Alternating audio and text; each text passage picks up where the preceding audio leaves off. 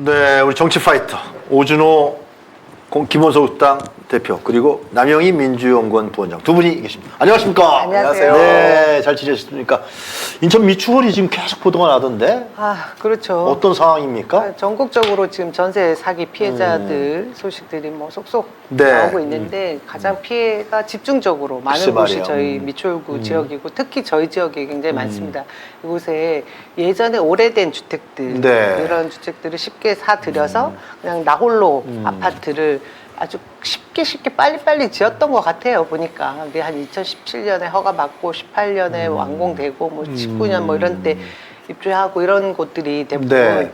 전세 그 한 건축업자가 있습니다. 남모 씨라고 또 공교롭게 저랑 성씨가 같다고 해서 저까지 물고 들어가는 이상한 네. 커뮤니티에 글이 있다고 제가 들었어요. 근데 저는 정말 무관하고 알지도 못하는 일면식 없는 그런 인물입니다. 자, 그런데 이제 원희룡 장관이 네네. 결국은 그것이 뭐 사기 피해자들한테 국가가 물어주게 되면은 뭐 설레?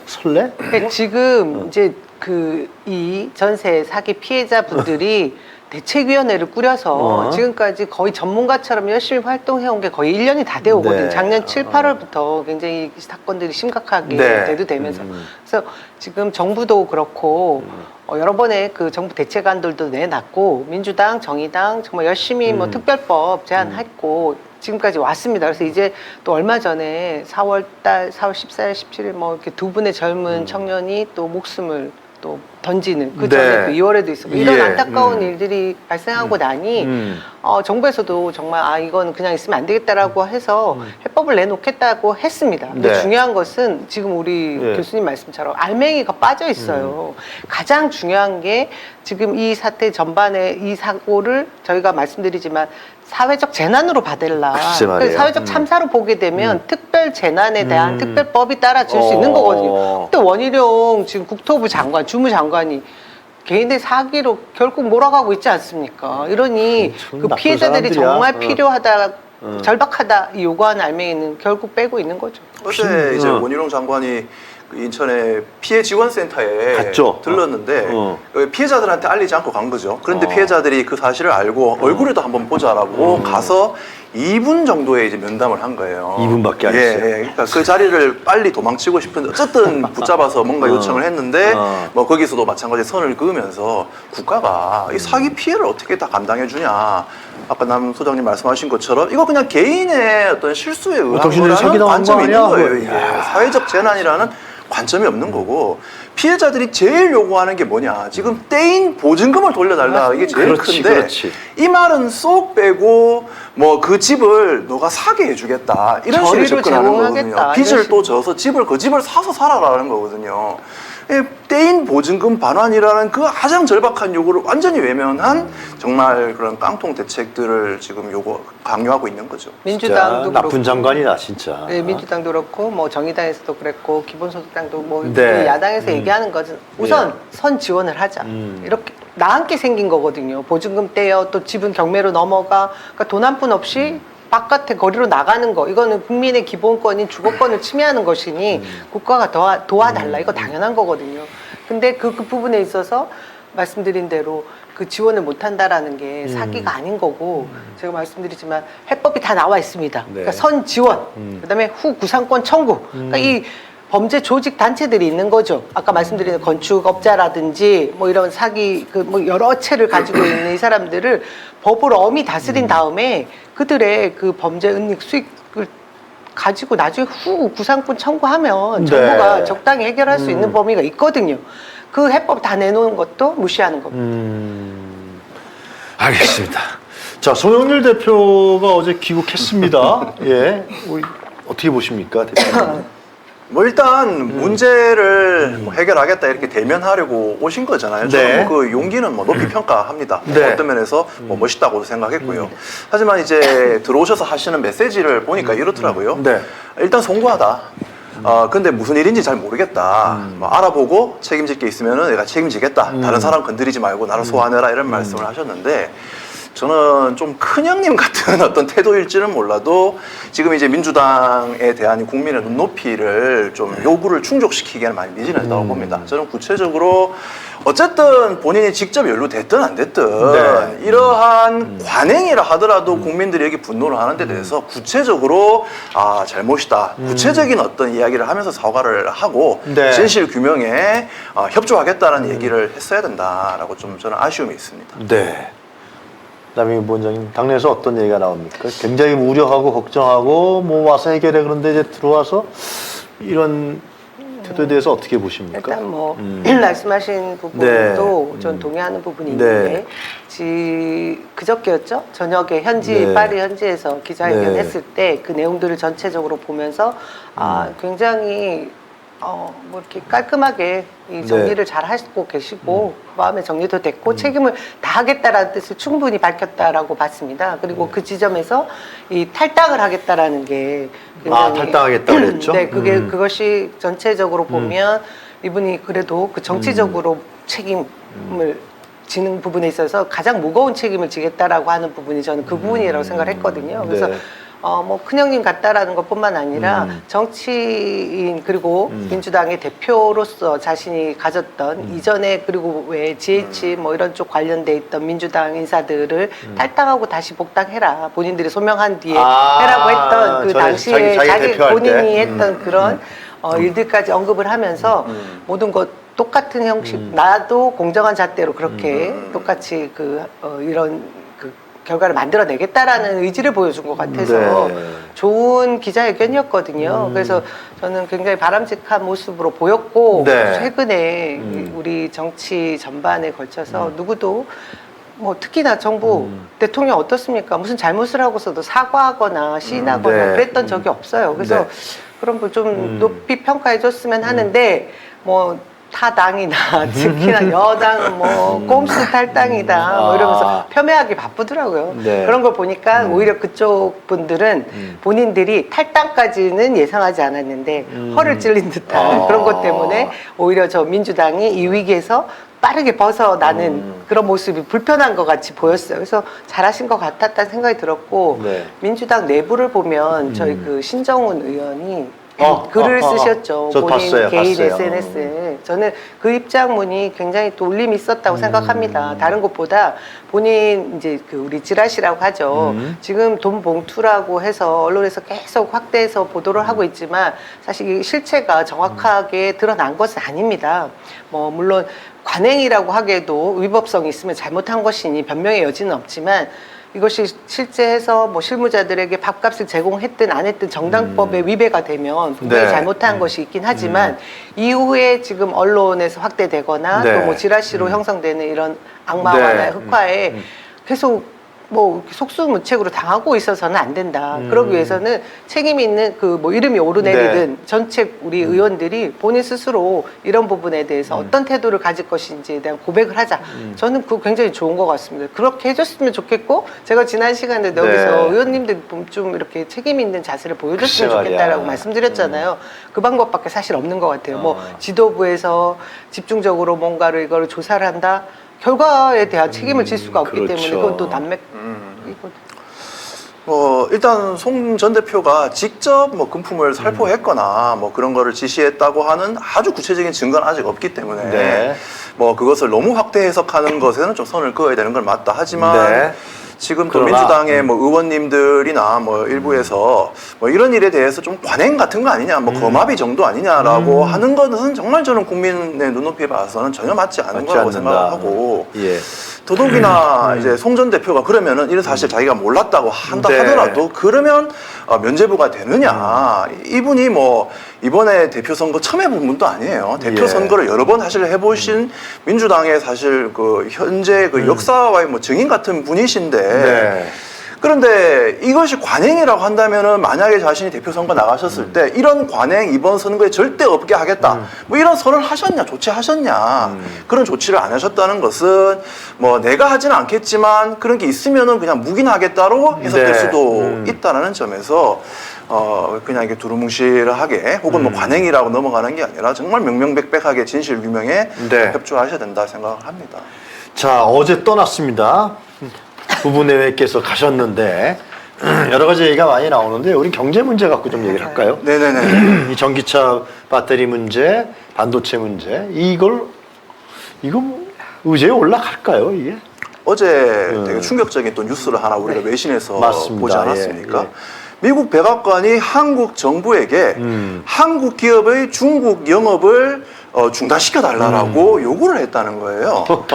이제 중국에서 우리 반도체 비중이 메모리 반도체가 삼성이 1위, SK가 2위, 3위가 이제 마이크론인데 미국 기업입니다. 마이크론이 이 기업이 지금 중국에서 제재를 받으니까 자연스럽게 사실 삼성이나 SK의 점유율이 올라가야 되는데 백악관에서 마이크론의 그 비중을 삼성이나 한국 기업이 차지하지 못하도록 손을 써달라고 요구를 했다는 거예요. 예. 이게 사실이면 이거는 정말 주권에 대한 심대한 침해이고 시장에 대한 과도한 개입이고 더 중요한 것은 미국의 이 중국에 대한 미중 패권 전쟁에 한국을 완전히 장기말로 쓰겠다라고 하는 그 의도를 다 드러낸 거거든요. 이게 만약에 한미 회담의 그 테이블에 앉는 입장료라고 하면은 저는 매우 두렵다라고 생각합니다. 국민들이 정말 불안해하실 거고 이거 승인해주고 간 거냐? 이거 나중에라도 추궁해야 되는 문제라고 보고요. 이 외에도 또 뭐 어떤 것들을 더 입장료로 지금 지불했는지 진짜 매우 두려운 상황입니다. 네. 이런 상황이니 우리의 국익에 관련된 것들을 이렇게 강단 있게 요구하는 것은 거의 기대하기 어렵지 않나 싶네요. 네. 많은 입장료를 하여튼 거기가 네. 무슨 뭐 놀이공원인지 미국에 뭐 코너마다 다 입장료 지불해갖고 의회에 가서 영어로도 연설하고 하버드대학 가고 하여튼 뭐 이번 방미가 예. 어쨌든 뭐 70주년 한미 그 수교 이후에 뭐 기념을 하기 위한 국빈 방문인데 네. 12년 만이다 이런 얘기를 하면서 제가 보니까 이번 방미의 최대 성과는 이미 결론이 나 있는 것 같습니다. 그냥 국빈 방문 그거 하나인 거죠. 더 이상은 아무것도 없는 겁니다. 더 나쁘다고 할 수 있는 거라고 하면 말씀하신 대로 저희가 내어줄 수 있는 거 더 내어주고 지금 언론에서 보도되지 않는 부분까지 뭔가를 더 사인하고 올까봐 겁이 나고 두려운 거죠. 이럴 수 있습니까? 진짜 주권 국가가 맞습니까? 본인들이 장사를 못하게 되면 너네도 하지 마. 이건 동네 골목에서 꼬마들도 그런 짓은 안 하는 거 아니에요? 근데 이런 얘기를 듣고도 저희가 반박하지 않는 게 진짜 더 두려운 거고요. 그리고 대기업 총수들 대거 데리고 간다고 하는데 거기 데리고 가서 뭐 하겠습니까? 우리가 주장할 것을 할 것이 아니라 투자해주고 돈 내주고 지금 그러고 올 것이 불보듯 뻔한데 올 초만 해도 사실 말이 이제 되는 상황인지 모르겠습니다. 진짜. 맞아요. 올 초만 해도 한미회담에서 주된 주제가 이 경제나 산업이 될 거라고 예상이 되었었는데 점점 그 이야기는 쏙 들어가고 맞아요. 이제 얻어올 것은 딱 하나 미국의 핵 우산에 약속받아 오겠다 이거거든요. 그런데, 사실 뭐 핵 우산은 박정희 정권부터도 다 있었던 그렇죠. 건데 이미 있었던 것이 마치 새로운 것처럼 좀 맞아요. 포장하는 예. 뭐 그런 것이 선언문에 담기지 않나 싶은데요. 저는 참 딱 이게 말이 좋아 국빈 방문이지 사실 이거 조공사절단이다라고 생각합니다. 이거 과거에 중국 황제한테 선물을 이렇게 바리바리 싸들고 가면 선물 다 주고 뭘 얻어오냐 하면은 보호해주겠다, 책봉해주겠다 이런 거 약속 받아오는 거 아닙니까? 그렇지. 지금 가서 뭐 국빈 뭐 방문 대우받고 사진 찍고 하는 게 딱 그거거든요. 윤석열 대통령의 이렇게 정치적인 어떤 좀 그런 권위 하나 세워주는 거, 체면 세워주는 것인 거죠. 그 대가가 우리는 이제 미국에다가 더 많이 투자해주겠다, 미국의 일자리 더 많이 만들어주겠다라고 약속해주는 건데, 네. 그럼 미국은 그 대가로 우리한테 뭘 주느냐? 중국에 투자하지 마, 중국에 영업하지 마, 그리고 미국 내 반도체 기업의 영업 비밀들을 미국 정부에 공개해, 이런 것을 얘기하고 있는 거죠. 네. 이게 어제 백악관 말 뉴스 나고 나서 삼성과 SK 하이닉스 주가가 일제히 다 떨어졌습니다. 네. 지금 이 국빈 방문 이거 하나 하기 위해서 오히려 한국 경제를 지금 망치고 있는 외교다라고 규정할 수밖에 없을 것 같아요. 그리고 또 하나 있죠. 왜 우리나라 대통령이 뭐 의회 가서 영어로 연설하겠다. 뭐 네. 저희가 뭐 하고 싶은 거 하시라고 해도 됩니다. 예. 뭐 마음껏 하시라고. 근데 왜 이런 모든 소식들을 저희가 외신을 통해서 계속 듣냐고. 저희가 들어오기 전에 그 얘기를 했었거든요. 저는 거기에 일정 무슨 전략이 있는 것 같아요.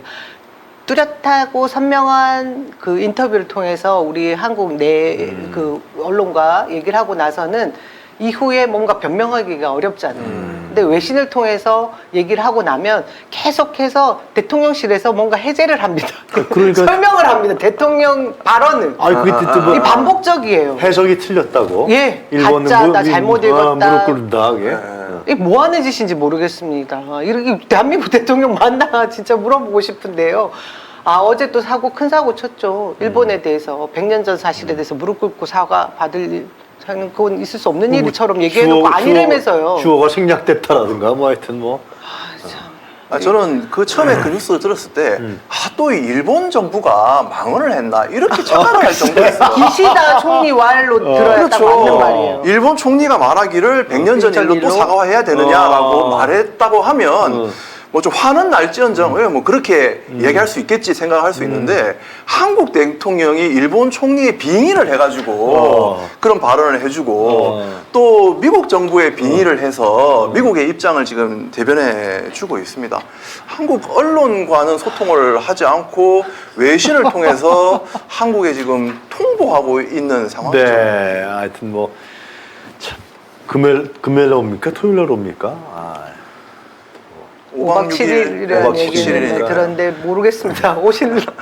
돌아오지 않았으면 좋겠다는 댓글들이 너무 많더라고요. 글쎄 말이에요. 지금 가서 뭐 이런 거 가져오겠죠. 공동선언하면서 미국의 핵우산 약속받았다. 그거 언론에서 뒤떠들더라고요. 예, 미국은 지금까지 한 번도 동맹국에게 그런 예. 전술 핵에 대해서 결정권을 준 적이 없지만 그래도 이 정도까지 선물 보따리를 들고 오면은 뭔가 좀 멋있는 말로 포장해 줄 가능성은 있습니다. 또 뭐 기업들이 가서 뭐 MOU 양해각서 많이 맺어 올 텐데 그거야, 그거는 뭐. 그냥 약속이잖아요. 그냥 뭐 이후에 상황에 따라 할 수도 있고 안 할 수도 있다고 하는 뭐 그런 것을 성과라고 할 거고, 그 사이에 한국 기업들은 미국에서 막대한 손실을, 또 중국에서 막대한 손실을 입고 지금 호구가 될 위험에 처했다. 이거 회담 끝나고 나서 야권에서라도 확실히 정산해야 된다라고 봅니다. IRA하고 반도체 전기차 배터리 문제는 아예 뭐 기대 난망이죠, 이거는. 전혀 의제에 올라가 있는 것 같지도 않고요. 미리 말씀드릴 그런 게 의제로 올라오지 않을 걸 전제하고 오히려 중국에 우리가 반도체 못 팔 때 너희도 팔지만 이 얘기가 더 한 발짝 더 나간 것 같다라는 생각이 듭니다. 근데 네. 지금 이런 경제적인 문제에 대한 의제가 없을 것이 뻔하니 예. 핵 우산, 핵 공유 뭐 이런 얘기들을 명문화하겠다라는 얘기를 하는데, 이것도 저는 말이 안 되는 게 북에서 뭔가 핵 전쟁을 일으켰을 때를 전제를 하고 있는 거거든요. 그럼 다 공멸하는 거 아닙니까? 그걸 명문화한다라는 게 아무 실효성이 없는 얘기인 거 뻔히 알 텐데 그걸 포장을 해서 홍보를 하고 있어요. 핵 공격을 못하게 하는 것이 제일 중요한 거지. 한미가 해야 될 일이지. 그 미국이 지금 우리 대한민국에 본인들 그 자국 국민만 해도 한 20만 이상이 거주하고 있는 곳에 그런 대응 조치를 할 수 있는 것도 아니지 않습니까? 말이 되는 일을 좀 했으면 좋겠는데 언론에서 또 떠드니까 마치 대단한 거 어려운 것처럼 얘기를 하고 있어요. 만들어낼 거야 또. 구석구석이 뭐 망하고 미국에 있는 가시면은 좀 이런 거를 배워라. 지금 미국의 바이든 정부가 과거의 그런 신자유주의에서 벗어나서 시장에 끌려다니는 정부가 아니라 정부가 직접 막 공공 투자를 해서 이 청정 에너지 전환을 하고 대기업에 증세를 하고 횡재세를 걷어서 일자리도 창출하고 이런 일을 하고 있는데, 이런 것은 안 배우고 지금 윤석열 정권 어떻게 합니까? 노조 때리고 임금 인상 절대로 못하게 하고 대기업 감세하고 청정에너지 그런 확대 계획은 다 폐기하고 심지어 감사원을 이용해서 막 감사를 하고 있는 상황 아닙니까? 지금 정말 글로벌 스탠다드가 뭔지를 좀 배우기만 했으면 좋겠다. 그 외에는 다른 건 아무것도 안 했으면 좋겠어요. 그리고 스트레스야, 스트레스. 그거 어제 잠깐 뭐 언급되다가 쏙 들어갔더라고요. 그 지금 우크라이나에 대한 무기 지원 얘기가 언급되고 나니까 러시아에서 좀 발끈하고 일어나죠. 당연히 거기 그 러시아 내에 우리 기업이 151개가 있지 예. 않습니까? 근데 교민들도 굉장히 많이 있는데 교포들 주의하라는 문구가 올라왔다가 또 갑자기 사라지는 그런 일이 있더라고요. 지금 뭐 경제를 말아먹고 있는 영업사원 1호를 저희가 보고 있는데 그 원인을 보면 그냥 오로지 이분법적 사고밖에 하지 않는 것 같아요. 대통령이 적과 그리고 또 내 편 그렇게만 하는 것을 외국에도 내국에도 그냥 그 한 가지 이분법적 사고로 생각하면서 이거 정치를 하거나 살고 있는 모습. 아니 본인은 괜찮지만 우리 국민들 다 죽이는 길이지 않습니까? 이걸 어떻게 해야 되는지 진짜 거의 교조주의자 느낌이나. 결단을 내릴 때가 온 것 같은데 아까 저희가 이걸 어떤 식으로 방법을 해결할 수 있을까 했더니 본인 스스로 그만하려고 이러나 이런 생각까지 들 정도로 참담하다는 생각이 든다고 얘기했어요. 국회의원들 다 저 촛불표 나오고 해야죠. 당원들 다 나오면 금방 내려간다니까 겁먹어갖고. 근데 알겠습니다. 일단 외교의 문제는 정말 국민의 안전과 생명에 직결되는 문제인데 네. 이 부분에서 이런 이렇게 어떤 실수가 네. 아니라 사실 이제 거의 소신을 가지고 나라를 위험에 몰아넣고 있고 반성도 소통도 하지 않는다면 정말 탄핵 사유가 될 수 있다라고 저는 봅니다. 그 오전에 대표님 제3신당이 나오는 거예요, 이거? 뭐 한국 정치에서 거대 양당에 대한 불신이 깊어지면 항상 이 제3신당, 제3지대로는 또 있어 오지 않았습니까? 네.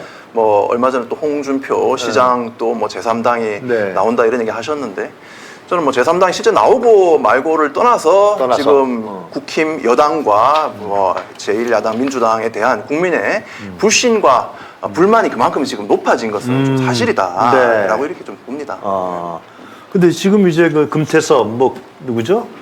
김종인 이런 사람들이 움직이는 제3시당이 어떤 성격인가요, 이건?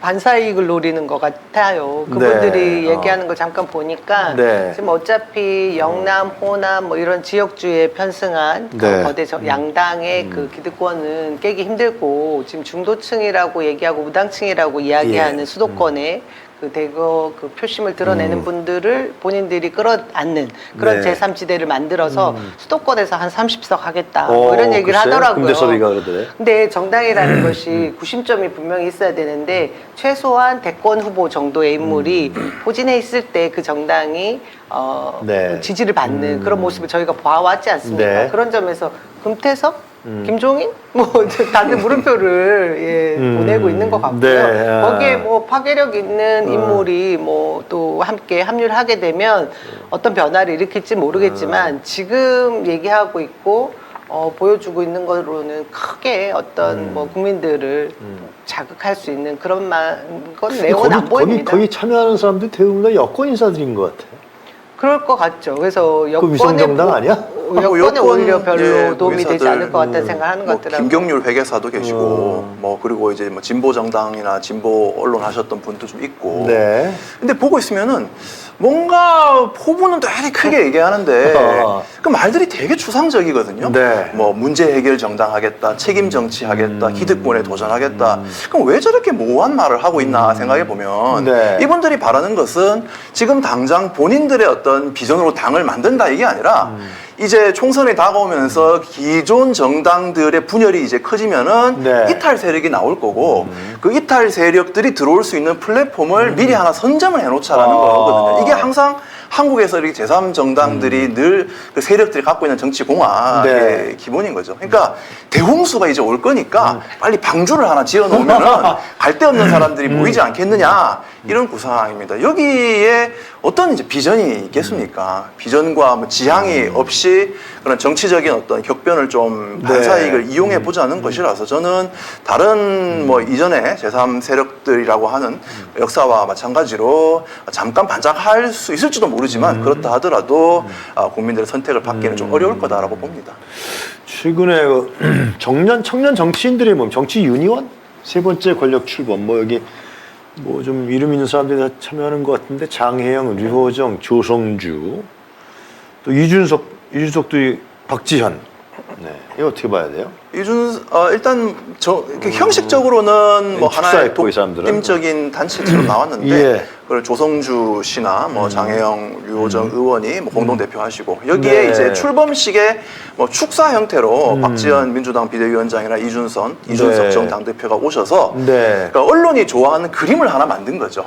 이렇게 그래요? 여야를 초월한 진보 보수를 초월한 청년들이 모였다. 새로운 것을 도모하면서 정확히 이런 언론의 그림을 좀 기획하면서 만들어 어떤 움직인 거라고 좀 보고요. 네. 다르게 말하면 결국 금태섭의 청년판이라고 볼 수 있죠. 그래요. 예, 오. 역시나 어떤 이 정치적인 여러 변동이 올 때 청년 세대들은 청년 정치들은 뭐 여야 진보 보수를 떠나서 여기 모이자라고 하는 그런 좀 플랫폼을 하나 먼저 만들어 놓겠다. 금태섭의 정치판이라고 보기에는 인물 좀 다르지 않습니까? 저는 조성주라든가 그렇죠. 장혜영, 류호정 나이가 다르고 뭐 이력이 다른데 그 청년판이라는 거예요. 그러니까 버전이고 버전이 다르고 금태섭과 연결된 건 아니고 연결된 게 아니고 금태섭 그 모델의 아리에, 청년판인 거고 사실은 똑같은 정치 공학이다라고 보는 거죠. 어떻게 보십니까? 그 엄청난 새로운 정치적 그 변화의 바람에 본인들이 미리 플랫폼 하나 열어두자 하는 그 정도의 수준인 것 같다라는 건데 네. 저는 모르겠습니다. 그 세대로만 나눠서 우리 정치를 말할 수 있는지도 모르겠고요. 네. 근데 그들이 모여서 뭔가 변화하고 싶다라는 욕구, 국민들의 그 뜻을 받드는 거는 좋은데 네. 이 부분에서 이제 좀 들여다보면 민주당이 이제 거대 야당이기는 했고 이전에 집권당이었으면서 그 역할을 제대로 못한 부분에 대한 네. 반발심이 이렇게 크다라는 거는 민주당 내에서 좀 뼈아프게 들여다봐야 될 것 같고요. 이후에 앞으로 남은 총선 기간 동안 정말 민주당의 혁신, 쇄신이 굉장히 중요하겠구나 그런 생각이 듭니다. 박지원 그분이 전 비대위원장이 이런 데 가서 축사할 만큼 정치적 위상이 높아요? 좀 잘 모르겠어요. 그렇게 한 번 자리에 오르면 그런 건가요? 언론에서 좋아하는 걸로만 생각을 했더니 그건 또 아닌가 그렇게 정치적 봅니다. 영향이 있는 분입니까? 박지원이라는 분이? 박지원 전 위원장이 이제 본인의 정치의 컨셉이 청년들을 대변하고 싶어 하는 거잖아요. 그래서 어떤 지향이나 뭐 가치보다도 예. 뭐 청년들 정치인들이 있으면 거기 가서 나를 중심으로 혹은 뭐 내가 그 역할을 하겠다고 이야기를 네. 하시는 거죠. 그래서 사실 이게 좀 안타깝게 보였던 것이 뭐 장혜영, 류호정 의원들은 지금까지 뭐 여가부 폐지에 반대하신 분이고 네. 이준석 전 대표는 여가부 폐지를 가장 네. 앞서 얘기하신 분인데 그런 분들이 청년 정치라는 이름으로 모여 있는 이 그림이 과연 청년다운 건가? 저는 좀 의심이 좀 들었었죠. 알겠습니다. 자, 뭐 잡힌 얘기는 다 한 것 같은데 제일 중요한 게 이제 5박 7일 아니겠습니까? 네네. 두 분께서 윤석열, 김건희 5박 7일에 대해서 뭐 좀 바라는 바 생각하시는 대표님부터 말씀하시면 예, 뭐 그 이야기 잠깐 드리고 저도 뭐 어차피 제3정당 정치도 나와서 기본소득당에 대한 얘기도 좀 예, 드리면, 그러시죠. 예. 어쨌든 이 5박 7일은 대통령이 국빈 방문이라고 하지만 사실 지금 조공사절이 아닌가라고 하는 우려가 듭니다. 네. 국민들의 정말 이런 우려에 대해서 조금이라도 진짜 잘 안 듣는 분이지만 조금이라도 들으셔야 된다는 말씀을 드리고 돌아오셔서라도 야권에서 이에 대한 정사를 확실히 해야 된다는 말씀드리고 네. 참 제3지대 제3정치 이런 것이 선거가 다가오면 항상 또 그런 말이 있었지만 네. 더 중요한 것은 묵묵히 우직하게 대안을 가지고 제3정치를 만들려고 하는 세력들은 이미 있었다. 기본소득당이 바로 그러한 정당이라고 봅니다. 네. 기후위기라든가 불평등 같은 이 시대적인 어떤 난제를 해결하기 위해서 정말 치열하게 고민하고 그에 따른 기본소득과 뭐 탄소세, 횡재세 같은 예. 정책과 로드맵을 이미 갖춰놓고 있는 정당이 있다. 이런 이제 정당이 정말 네. 이 거대 양당 체제를 넘어서서 대한 정치를 국민들에게 보여드릴 수 있는 세력이고 또 그렇게 많이 좀 응원을 해주셨으면 하는 바람을 좀 기본소득당은 이제 총선이 1년여 앞으로 다가왔는데요. 네. 총선 전략 어떻게 짜고 계십니까? 뭐 용해인 의원이나 뭐 저나 뭐 예. 신재 대변인 같은 이제 주요 정치인들이 네. 이번 총선에 어쨌든 출마를 할 계획들을 다 갖고 있고요. 현장으로요? 예, 그러니까 예. 지역 뭐 현장이든 뭐 비례든 다만 그런 전략에 대해서는 저희들이 소수 정당이다 보니 여러 이제 정치 개편이라든가 네. 선거 제도의 좀 변화에 좀 반응하는 그걸 좀 고려하는 점들은 있지만 네. 지금부터 뭐 정책과 전략 등을 미리 준비하고 있다는 말씀을 오준호 대표님도 어떻게 지역으로 나가시나요?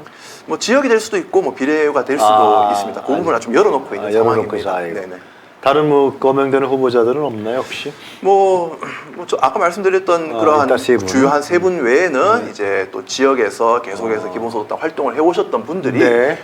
이번 뭐 지역 정치에서 또 출마를 하시려고 또 준비 중이십니다. 기본소득당 하면 뭐 딱 뭐 그런 거 없어요? 기본소득당 하면 그래, 이거야. 기본소득이죠. 기본소득. 전 진짜 기본소득당이 평등 분배? 잘 됐으면 좋겠습니다. 감사합니다. 진짜. 아이, 저는 평등 분배 다 중요한데 중요한 것은 지금 우리 사회나 체제가 이대로는 지속될 수 없다라는 게 제 핵심입니다. 기후위기 이렇게 다가오고요. 불평등 때문에 세상이, 사회가 이렇게 갈라지고 있는데, 예. 기후위기를 극복하는 어떤 에너지 전환이라든가 분배의 어떤 혁명적인 전환이 없으면은 한국 사회가 유지될 수 없고, 설령 유지되더라도 우리가 꿈꿨던 선진국에는 전혀 갈 수가 없다. 이 점에서 지금 윤석열 정권의 퇴행은 네. 너무나 확실하고 민주당조차도 사실 여러 이제 좀 상황과 눈치를 보면서 과감한 정책을 지금 못 펼치고 네. 있다. 저는 이 소수 정당의 역할은 단지 큰 정당이 되는 게 아니라 이런 큰 정당이 못하는 것을 네. 제한하고 큰 정당들을 끌어가는 건데 그런 네. 역할을 저희들이 하겠습니다. 뭐 지금 우리가 거론했던 무슨 제3신당 뭐 이런 분들보다 훨씬 더 진지하죠? 예, 훨씬 더. 예. 그리고 우리 국가가 정말 어디 방향으로 나갈지에 대한 그 방향을 제시해주고 그 깃발이 좌쪽에 있을 때 민주당이 그쪽으로 더 나갈 수 있는 그 이끌어주는 그런 깃발이 되어줄 수 있어서 저는 기본소득당 응원하는데요.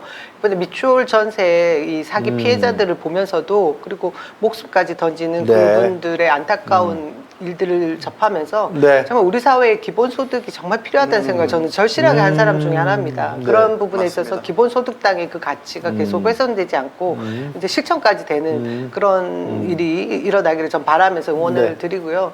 지금 대한민국 대통령이 그 외교 네. 전체 외교라는 게 결국 우리 민생 경제하고도 직결되어 있지 않습니까? 그럼요. 그것뿐만 예. 아니라 전 세계 평화 질서를 흔드는 그런 지금 위치에 있는 사람인데 이렇게 국익도 훼손하고 평화까지 흔들고 있는 이런 상황에 정말 정신 똑바로 차리고 우리가 좀 더 제대로 잘해야겠다는 생각 드립니다. 그리고 알겠습니다. 이런 기본소득당 그리고 저 진보 쪽에 우리 더 나은 삶을 잘 살게 하기 위해서 다 함께 잘 살기 위해서 함께 생각을 가진 사람들이 더 연대해야 될 거라고 생각합니다. 알겠습니다. 자, 오늘 유용한 뉴스 코멘터리 우리 오준호 대표님과 그리고 우리 남영희 부원장님 모시고 오늘 정리해야 될 것 같습니다.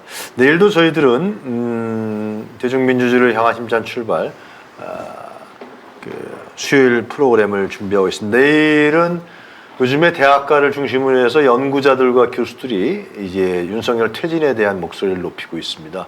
어제도 성균관대학, 경희대 계속해서 나오고 있는데요. 내일은 한성대학의 김기옥 교수님, 이 한성대학의 성명을 주도하신 분이죠. 역사사회학자인 김기옥 교수가 나오셔갖고 왜 대학 교수들이 윤석열 퇴진에 대한 그 이야기들을 이렇게 많이 하고 또 주목되고 있느냐 이런 문제를 얘기할 계획입니다. 그리고 임세원의 상드 그리고 다른 코너들이 준비되어 있습니다. 자, 내일 아침 8시 여러분들과 함께 유용한 뉴스 코멘터리 시작하겠습니다. 내일 아침 8시 뵙겠습니다. 감사합니다. 고맙습니다.